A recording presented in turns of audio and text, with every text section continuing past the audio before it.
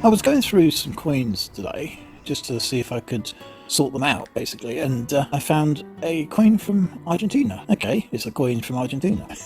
It's nothing spectacular. It's not a rare one. It's not a precious metal coin or anything like that.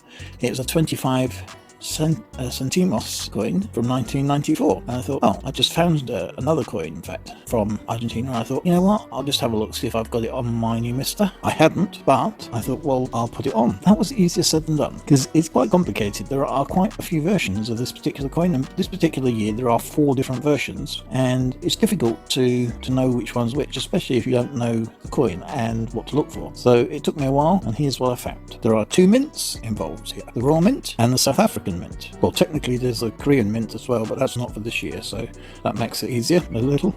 There is a version with thick numbers and thin numbers on the obverse, and on the reverse, the Cabildo, I think that's how you pronounce it, building, basically the council building in Buenos Aires in Argentina, is on the reverse. So there's about 4 different designs, and knowing which one's which is quite difficult. They're quite small, these coins. So there are 2 types. There's the thick and the thin date versions on the obverse, and there are a couple of versions on the 1994, which is the one that I was looking at, the 1994 version of this coin, where there are variants to the building itself. It's easier to show you the list, basically, than it is to describe them, but there are various differences in the building design, and as a result there are several different versions of this coin. There is also, in this case, a magnetic version and a non-magnetic version. So this coin was minted in 1994. It is still legal tender, I believe, but is no longer used generally, been replaced by other coins, but it's still useful to know these things, and it is quite difficult if you're not aware exactly which coin you have to figure it out. But with the help of Numista and other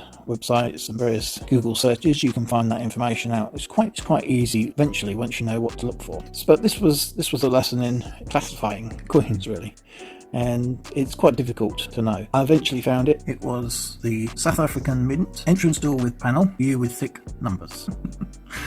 There must be an easier way. So anyway, hopefully I've managed to find the right coin. You can see here that the coin itself is in not too good a condition, really, considering it's a 1994. It was a circulating coin. I don't know what the exact figures were for this particular coin. I think there was 110 million of one and 90 million of another, so about 200 million total, but I think the 110 was divided by the 3 different versions, so I don't know. It was probably somewhere around 30 million, 40 million, 50 million, 110 divided by 3, basically. It could be any of those figures.